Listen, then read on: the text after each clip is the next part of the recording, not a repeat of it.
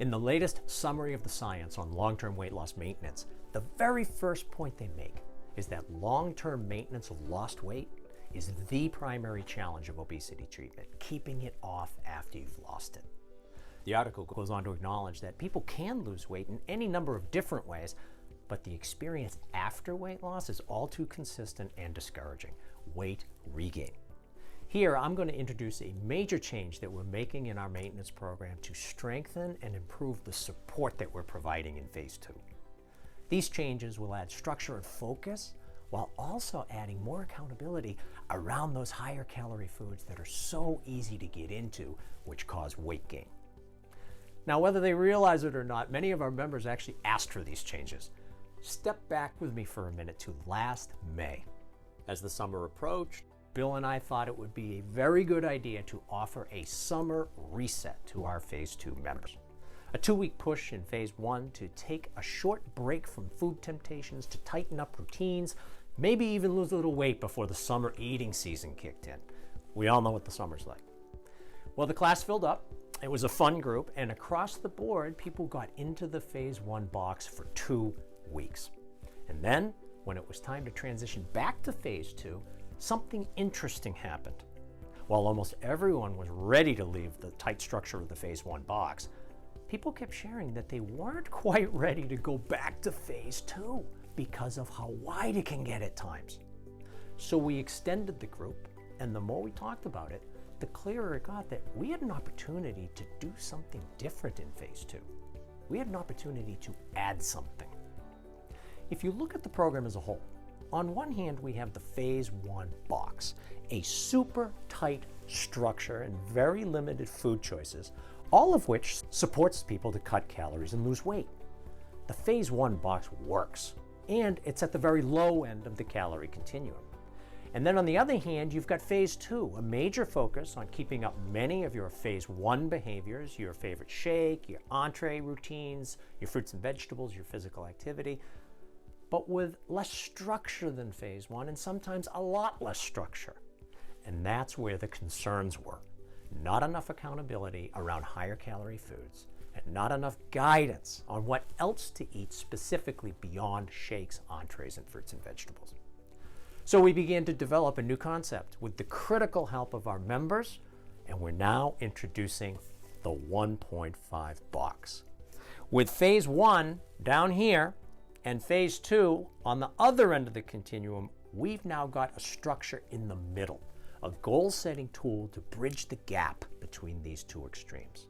The 1.5 box provides a clear set of guidelines for building out your healthy eating skills, very much in line with the dietary guidelines for Americans through the year 2025.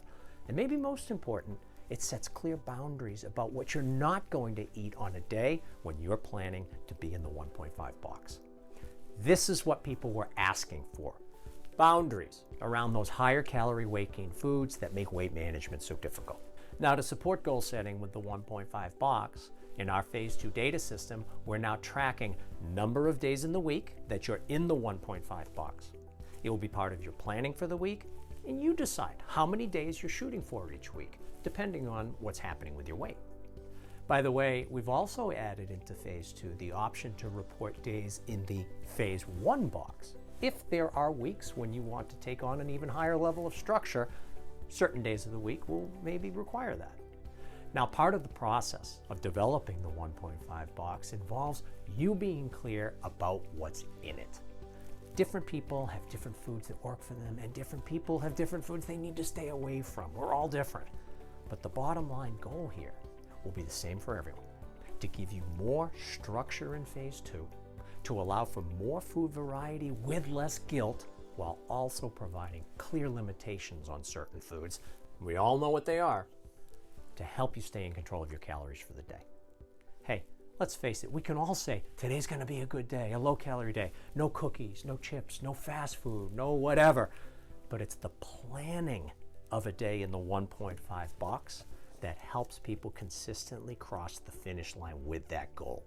A day of no weight gain foods. So, we're really looking forward to refining how we use this new goal-setting structure in Phase 2 to help you stay in the driver's seat with your weight management. And in the next video, we'll get into more detail about the best way to approach building your personal 1.5 box. So please watch that video. And I'll just end with this. In working at HMR for over 30 years, Bill and I helped to institute an awful lot of changes in the program during that time. From dramatically simplifying the program back in '99, going from 12 fundamentals to the 5 success variables, to then streamlining our 7-page HMR calorie system to the 1-pager that we're all familiar with, to then developing the phone program and eventually the Zoom format that we use now, which allows us to work with people remotely.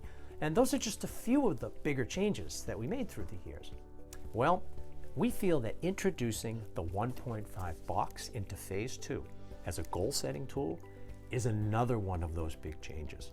It's an important change and a necessary addition to our work together. And it will give you more freedom about what you can eat, while also helping you to draw a clearer line about what's not on the menu on the days that you plan to be in the 1.5 box. So please, queue up our next video on the 1.5 box, and we'll review in more detail the process of determining what should be in your 1.5 box and what shouldn't be. And we'll have some fun with this. Thanks for watching.